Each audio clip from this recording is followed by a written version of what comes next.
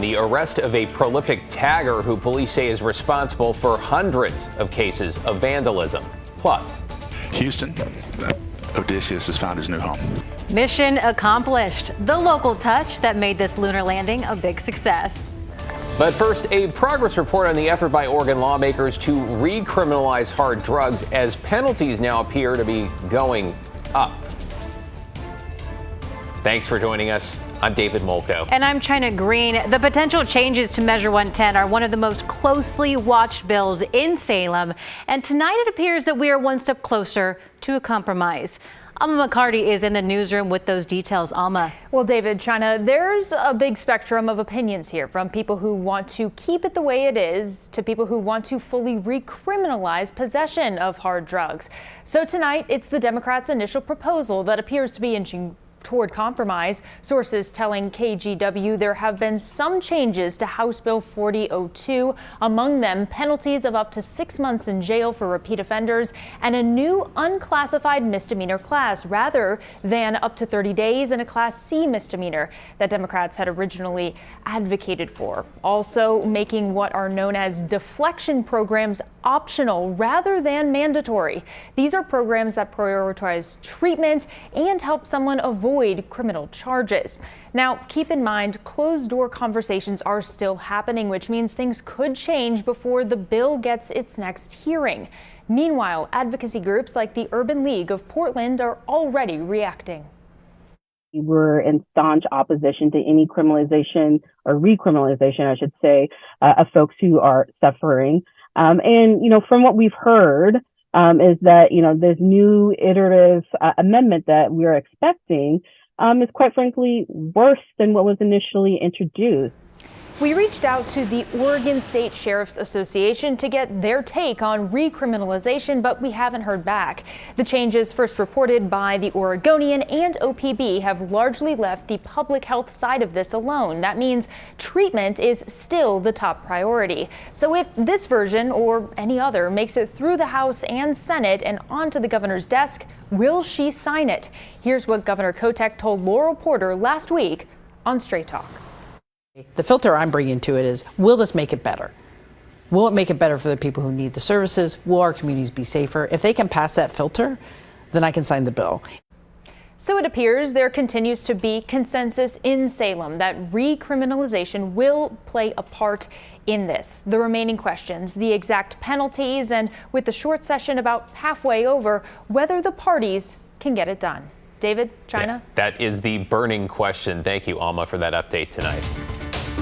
Well, a warning, the details in this next story are disturbing. It deals with a man accused of sex trafficking 2 young girls from Oregon who today pleaded not guilty. Ezra Wimana is charged with human trafficking, rape of a child, and promoting commercial sexual abuse of a minor.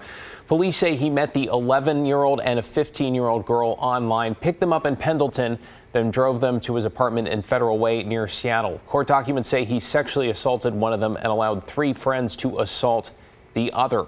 Prosecutors say Wimana then tried to force them into prostitution. Then, when they did not make any money, abandoned them. The girls eventually made it to a home in Bellevue, and using social media, police were able to track them down and reunite them with their families. This investigation is far from over. Our investigators are still looking at the other 2 suspects that were involved in assaulting these girls in Federal Way. Wimana, a former King County Library employee, is now being held on $500,000 bail. He is due back in court next month. Let's get you caught up on tonight's other headlines. A suspect has been charged in the shooting death of a 23-year-old man in Salem. Today, Ismael Ventura Arellano was arraigned and charged with second-degree murder for killing Jesus Ramos Torres. On January 23rd, Ramos Torres was found shot dead inside a vehicle on Cordon Road Southeast. No word on a motive. Ventura Arellano remains in custody at the Marion County Jail. A man is in federal custody tonight after he allegedly attacked another passenger on board an Alaska Airlines flight with a bundle of pens. According to a court complaint, Julio Lopez, the suspect, was on board a flight last month to Vegas from Seattle when he returned from the lavatory and started stabbing the passenger across the aisle. These are photos of the victim here, a sworn law enforcement officer who was badly injured in his right eye. The suspect was restrained until the plane landed. Records say he told the FBI he believed the victim was a cartel member who was following him. And property owners looking to remove trees or replant them after the winter storm from last month will not have to pay fees. The fee waiver is in response to the January winter storm and statewide declaration of emergency. More information on how to receive a refund or submit a no-fee permit will be available at portland.gov/trees. Portland police have arrested a man they say is one of the most prolific taggers in the Rose City. John Adams has the update involving a whole lot of spray paint. It's a common sight in the city of Portland. Signs, bridges, and buildings covered in graffiti.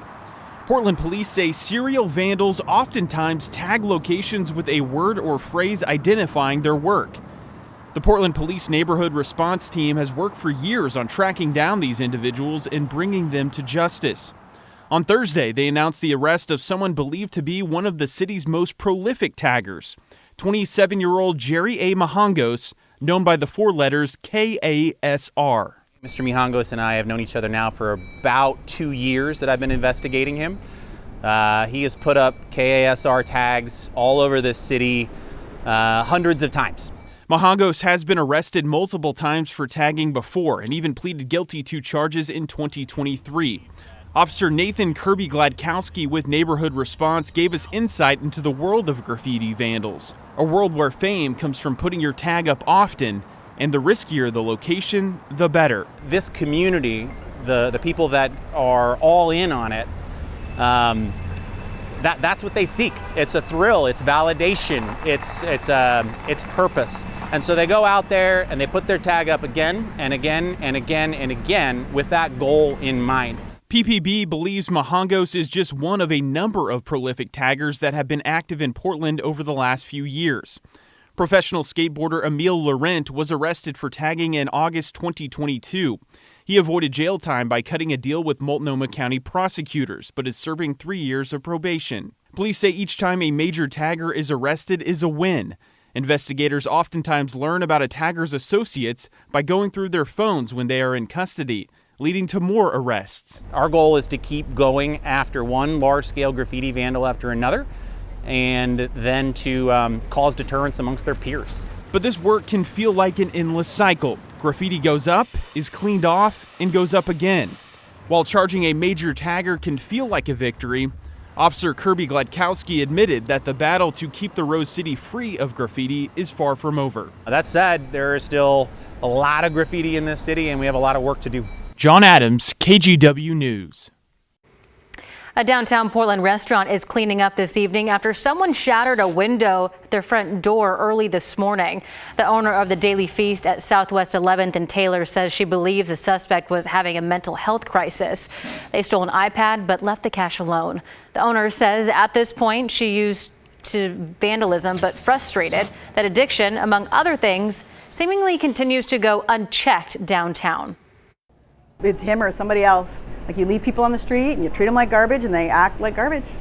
You know, it's like people are desperate. They have nothing to lose. The mayor's office calls the ongoing criminal activity in the area unacceptable. We continue to follow developments very closely in Oregon's second biggest school district, where today the union that represents teachers in SalemKaiser sent its best and final contract offer to the district. Teacher schedules and class sizes remain the key sticking points there. The union's proposal also rejects the district's language around teacher workloads, which the union argued could allow administrators to switch educators' schedules suddenly, including making some part-time. The district did not respond to a new request for an interview, but the superintendent has previously told KGW the district does not want to make teachers part-time employees. Now, this all comes while the district is making $30 million in budget cuts. Here's the president of the teachers union.